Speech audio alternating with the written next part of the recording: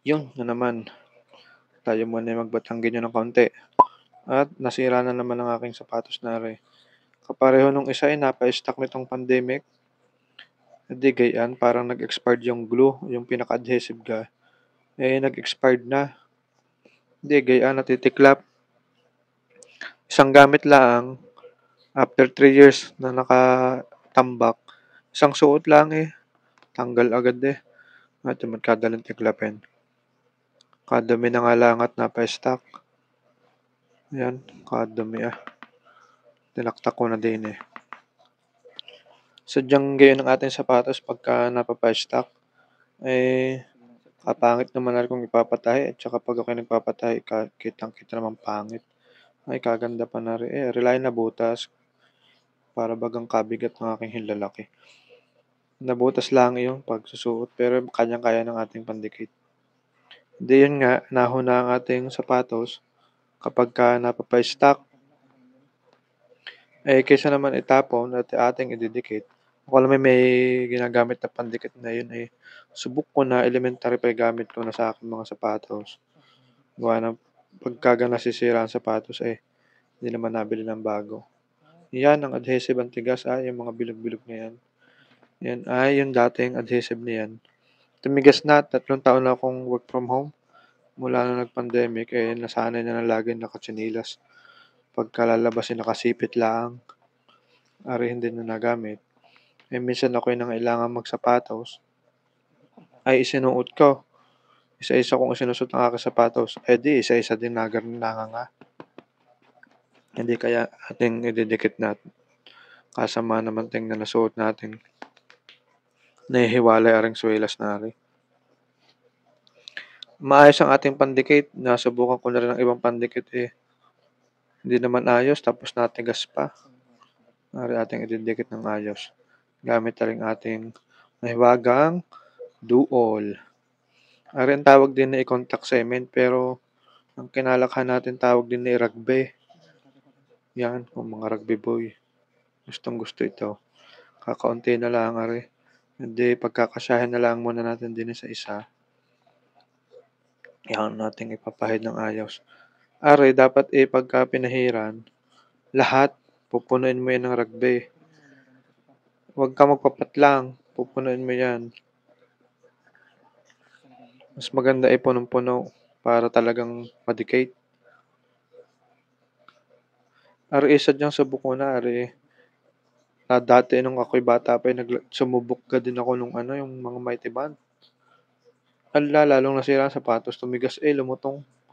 May paghakbang parang yumasang. Lagutok pagka naglalakad. Nagputok-putok lalo ang swelas.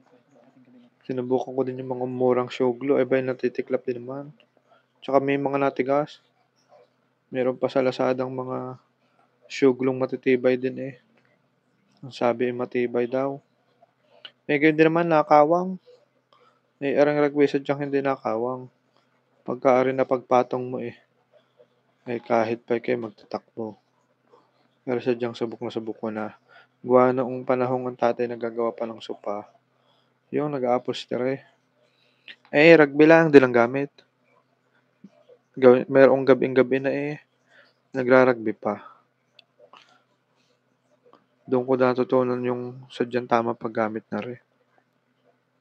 Lalagyan natin na rin gilid, gawa ng ating swilas malalim. Paragang deep dish kumbaga. Nating lalagyan ng mga gilid-gilid para talagang nakadikit pati gilid. Yan. Ating pupunuin ito ng rugby.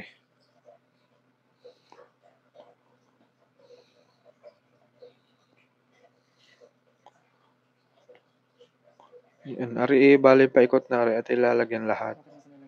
Dahil yung swilas, lalagyan din natin.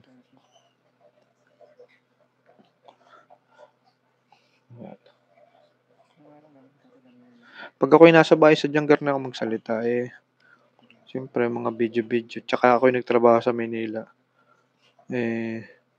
Kumbaga nababago din ang ating salita. Pero pag ang kausap ko yung mga kapwa taga din hindi, gato din. Pagka ang barikan, mga kabarkada, 'di garne din ang salita. 'Yan, parang garne 'yan. Wag mo lang pagdidikitin ng ganyang basa, hindi naman 'yan didikit. Kailangan ilagyan mo din na rin kabilang swelas, tingnan niyo't ang lalim. Tiningnan ko lang kung hanggang saan ang akin dapat na ragbe. 'Yan. Malalim iyan kaya nilagyan kong gilid. Atin lang batbatin ng ragbe para sadyang matibay.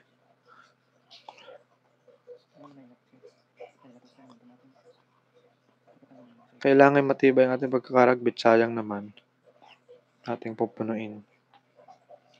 Ang garning nagpapahid ng ragbe, di dapat hanggang habang basa, ilagay ka ng lagay.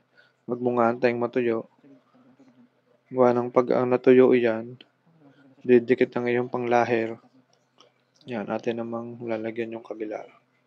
Are, kaya tinawag na contact cement, ipagkokontakin mo nga yung dalawa. Lalagyan mo pareho ng ragbe. Ang aming salita sa dyan ngayon, ragbe. Parang Bisaya din nga. Gayon din pagka nagsasalita ng normal Para gang nagiging Bisaya, pero hindi. Sadya lang matigas din.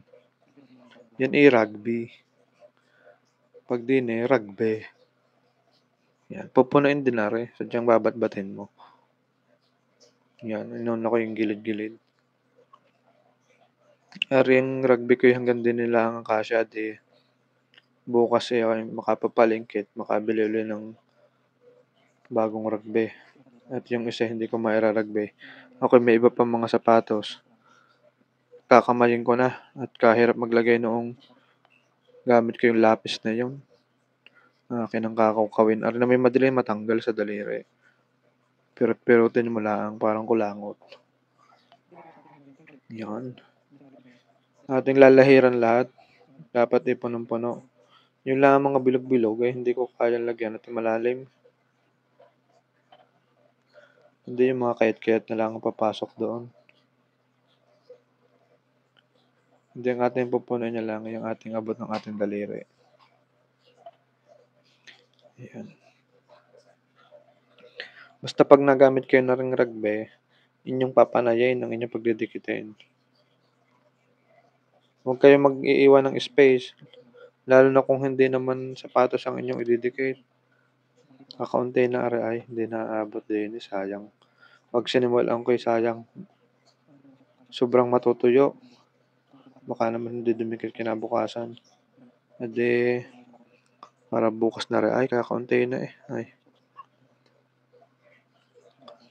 Tingnan ko ulit, pupunitin ko. Titingnan ko kung kakasya baga, tinignan ko pa, pero tingin ko sadyang hindi na. Yan, tiniklap na ng magaling. Hindi kakasya. Para bukas na yan. Atin lang antayin matuyo ring dalawang ari. Yan. Dapat hindi na nadikit. Pag aring may ragbing dinikit mo, may kapwa ragbe, sasama din yan. Atin mo nang tutuyuin. Atin mo nang walisin na mga dumi. Yan. Nagkabukay na sa taguan. Ari, garne, madali lang matiklapin ari. Yan, hihilahin mo lang gayaan. Pagka hindi mo mahila, di pirot-pirotin mo yan. Pirot-pirotin mo gayaan, parang kulangot din lang yan. Walang matitira. Ayan, tuyo na. Natin din nadikit sa akin daliri. Pagka gayan, tuyo na yan. Ari, medyo basa pa, nadikit. Pinaypay ko na din Yan. Madali yan pag paypay mo.